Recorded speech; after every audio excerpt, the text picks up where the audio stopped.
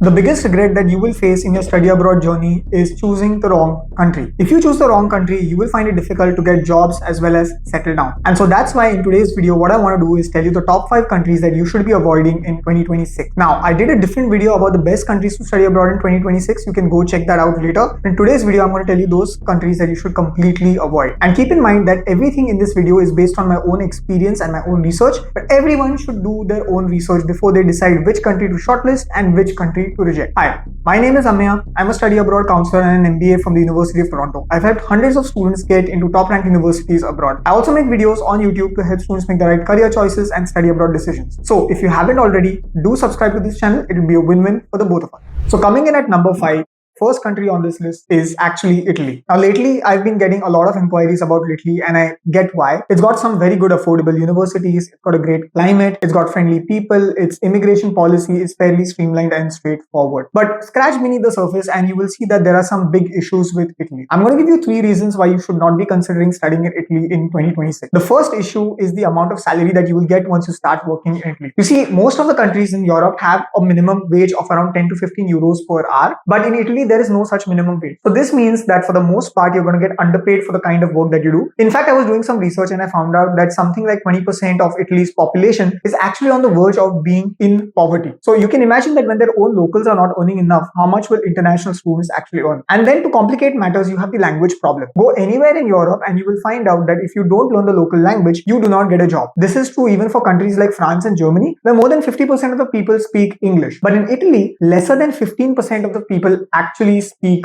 English. So you can imagine how difficult it will be to get a job unless and until you're fluent in Italian. In fact, if you don't know basic Italian, it's very difficult to even get by in day-to-day life. And so I was doing some research on this aspect and I found out that there are something like 21,000 jobs currently in Italy, which are for people who can speak English. And that might seem like a lot to you, but that is honestly just 0.01% of the 23.5 million jobs that are available in Italy as of today. The third and final problem with Italy is actually the fact that the economy isn't doing well. Italy's economy over the last 10 years has actually grown at an average of lesser than 1% a year. And so this means that there aren't many jobs that are being created, or rather new jobs that are being created in the economy. And so as we go further into the future, the job market is going to become more saturated. You're going to find it more difficult to get jobs. I was reading about the unemployment in Italy and I found out that when you look at youth unemployment rate, this is the unemployment rate for people below the age of 25, that number is around 20%. So again, 1 in 5 Italian youths are unemployed. As an international student, you are going to face an uphill battle to get a job in Italy. Now, does it mean that Italy is not a good option for anyone? Absolutely not. There are a few exceptions where you should be considering Italy. In fact, there are some exceptions for all the countries that I explained today and I'll be taking those as well as we go along the video. But when it comes to Italy, you can certainly go to the country if you get admission to one of the top ranked universities in Italy. So these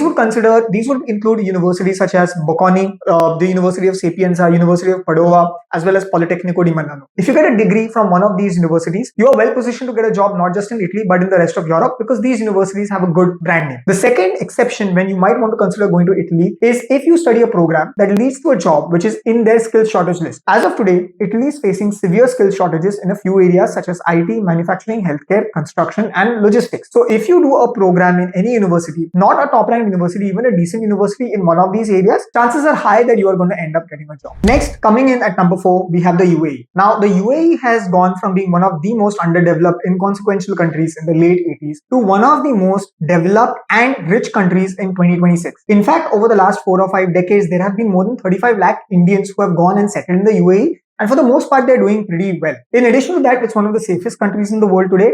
And on top of that, it's attracting many top-ranked universities. NYU, University of Birmingham, University of Manchester, London Business School, INSEAD, and even BITS Pilani. These are some of the universities that have set up their campus in the UAE. So with all these advantages, why am I telling you that you should not be going to the UAE in 2026? And again, over here, there are 3 reasons. The first reason is that the UAE lacks a proper post-study work visa route. Now, any country that you study abroad in, for the most part, will allow you 1 to 2 years after your education to search for a job. That means that the country will not kick you out of their borders even if you don't have a job for a year or 2. In the UAE, this duration is very less. They have something called as a work or as a visit visa, and that visa is limited to 120 days. The problem is that if you do not get a job in those 120 days, you can't even renew that visa, which means that you will have to go back to your home country. And getting this visit visa is difficult in the first place. To get this visit visa, you need to graduate from one of the top 500 QS ranked universities in the UAE. UAE. And such universities right now in the UAE are very few, very difficult to get into, and even if you get into those, they're quite expensive. The second issue with the UAE is the PR pathway or the lack thereof. Even if you get the visit visa, even if you get a work visa and you start working in the UAE, your chances of becoming a permanent resident in the UAE are very low. The way it works in other countries is that you work for a few years in the other country and then you get enough points to convert yourself into a PR. That's not how it works in the UAE. You see, in the UAE, they don't have this kind of a streamlined pathway. They have some specific pathways, one of which a popular pathway is the golden visa route. So if you want to become a PR in the UAE, you will have to apply for the golden visa. The issue with the golden visa is that the eligibility requirements are very high and it is very expensive. So for example, if you wanted to apply for the golden visa through the investment route, you would have to invest 2 million dirhams, which is around 4.7 crore rupees in the UAE just to be eligible.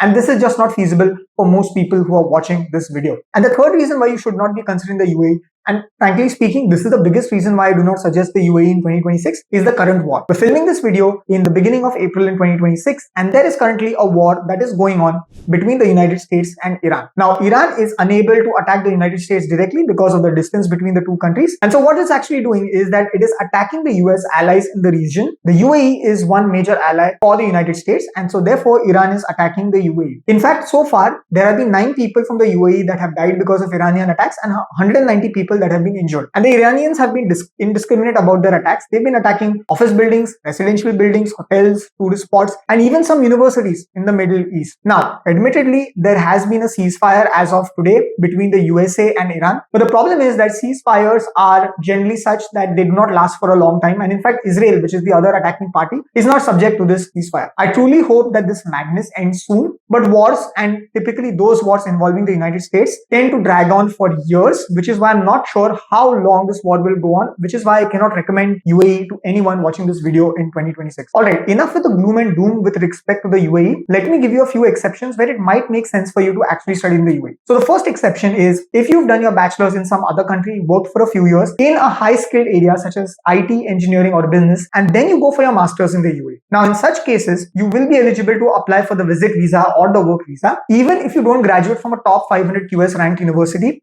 if the previous job that you held was under levels 1, 2 or 3 of the National Job Levels Framework that has been published by the UAE government. The second exception would be that if you are a high school student who is already residing in the UAE and you want to do a bachelor's in the UAE. In such a case, you're probably on a dependent visa and you can continue studying in the UAE on a dependent visa. In fact, even after graduating up till the age of 25, you can be on a dependent visa. You don't need the work visa to stay, live or work in the UAE. But for everyone else, I would suggest that if you want to live and work in the UAE, the best route is to work in your home country for a few years and directly apply from your home country for the visit visa. And that's actually the route that most of the immigrants or expats in the country have actually taken to immigrate to the UAE. So coming in at number 3 next, we have Luxembourg. Now, I get why people are attracted to Luxembourg.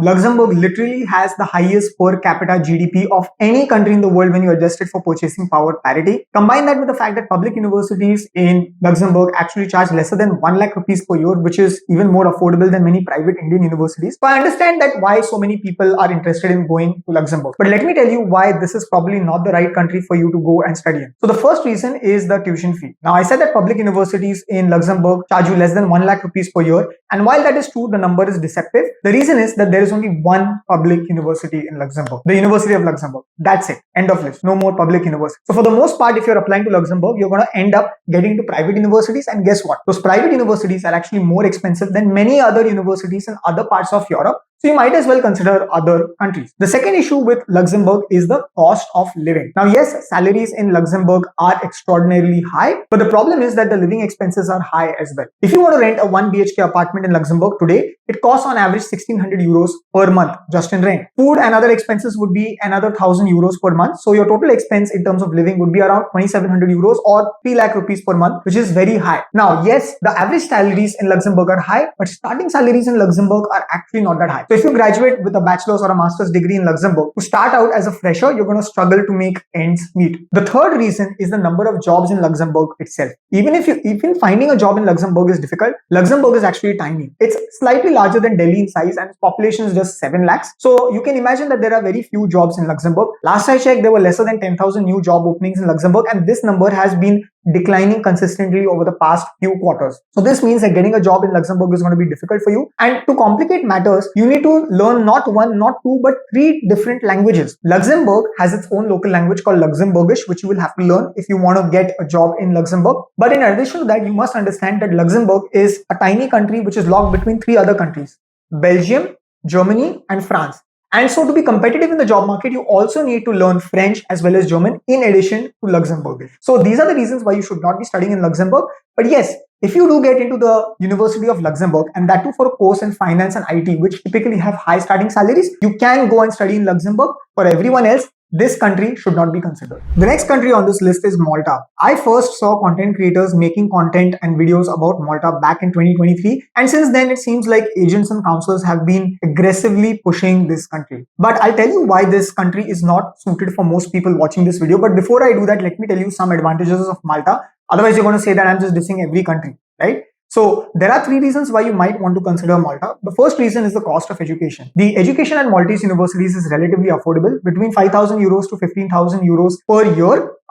This is more affordable than many other countries such as the USA, Canada, UK, and even Australia. The second reason why you might want to consider Malta is the fact that English is one of the official languages. Yes, Malta is a European country and it has its own local language, the Maltese language. But the fact of the matter is that Malta's economy runs on tourism, and therefore most people, even the locals, have to understand and learn English. So even without learning the local language, you can survive in the country and you can be competitive for jobs. The third reason why you might want to actually consider Malta is the Get Qualified scheme. For those of you who don't know, this is a scheme which is being run currently by the Maltese government, wherein once you complete your education in Malta and once you start actually working in Malta, you get a tax rebate of up to 70% of the total tuition fee that you pay to Maltese universities. But the problem is that in Malta, most of the jobs are related to tourism and construction. These jobs are blue-collar jobs and the number of jobs is tiny. Malta again is a small country. In fact, it's even smaller than Luxembourg. So if you're okay with a blue collar job in either hospitality or construction or those sorts of areas, fair enough, go to Malta. Everyone else, please don't consider this country. Right, so coming in at number one, the last country on today's list is China. And I know what you're thinking, China, who the hell even studies in China? But let me tell you, as per the Government of India statistics in 2025, there were more than 5,000 Indians who actually went to China and studied. And this number might seem small to you, but honestly, this number is more than the total number of Indians who went to Spain, Denmark, Sweden, and Norway combined. Now, China does not have any of the problems that are associated with the other countries on this list. For one, it has some very high quality universities. I think 10 or 11 universities ranked in the top 100 if you consider Hong Kong as a part of China. Secondly, job creation is not an issue. The Chinese economy is the second largest economy in the world, growing pretty quickly, 4-5% on average every year. And in fact, it's creating 1.2 crore new jobs every year. So why am I telling you to avoid China? You must understand a bit of geopolitics for this. China and India today are rivals. Both are growing economies, both are aspirational countries, and both have global leadership ambitions. And this problem is only going to compound in the future, especially as China's economy slows down and India's economy grows. So I suspect that in the long run, it's going to get more and more difficult for Indian students especially to get jobs in China, because they will view us with some sort of suspicion.